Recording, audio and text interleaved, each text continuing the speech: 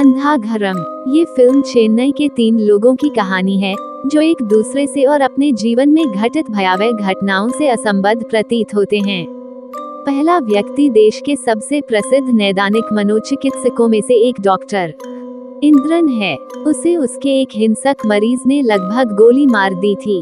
वह बच जाता है, लेकिन उसके पूरे परिवार का कत्लेआम हो जाता है और वह अपनी आवाज और पेशेवर लाइसेंस दोनों खो देता है।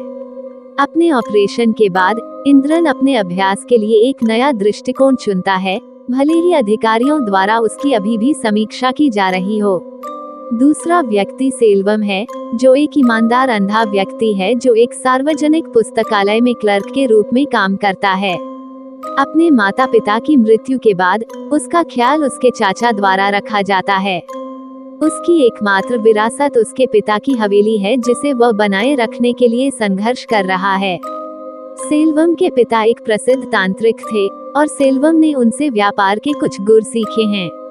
उसे अपने ऑपरेशन किडनी फेलियर के लिए पैसे की जरूरत है, इसलिए वह एक प्रेतवाधित इमारत में सफाई अनुष्ठान करने के लिए सहमत होता है।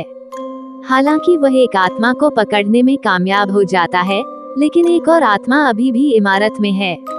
तीसरा व्यक्ति विनोद है, जो एक क्रिकेट कोच है और अपने सबसे अच्छे दोस्त प्रदीप की हालत को लेकर अपराध बोध से ग्रस्त है। प्रदीप एक अज्ञात मानसिक विकार से पीड़ित है, क्योंकि विनोद ने उसे रहस्यवाद पर एक किताब उपहार में दी थी।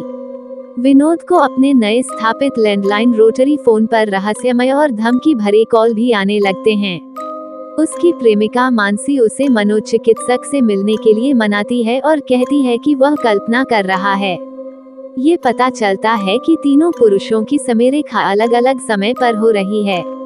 सेल्वम की सबसे करीबी विश्वासपात्र पूजा है, जो उसकी शिक्षिका है। वह प्रदीप की बहन है, जिसका कभी इंद्रन इलाज करा रहा था।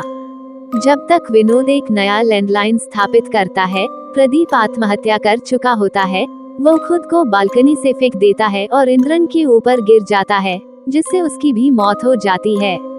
प्रदीप की तरह इंद्रन द्वारा अवैध रूप से इलाज किए जा रहे अनगिनत अन्य रोगियों ने सम्मोहन के माध्यम से आत्महत्या कर ली है।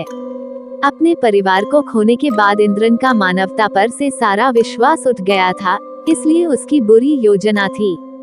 मृत्यु के बाद भी उसका प्रतिशोध जीवित रहता है। यह इंद्रन की आत्मा है जो विनोद को फोन करके परेशान कर रही है।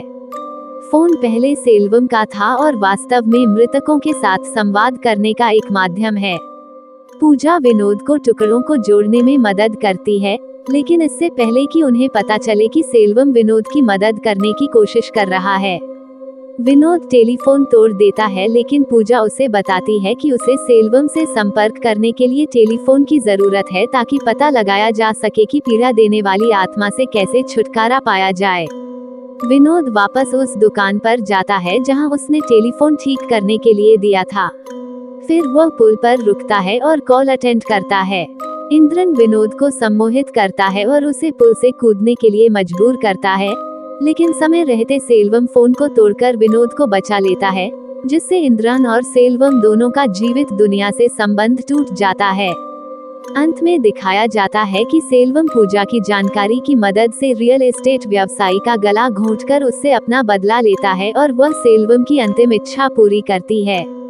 यदि ये कहानी आपको पसंद आई हो तो अपने दोस्तों और अन्य लोगों के साथ शेयर जरूर करिएगा।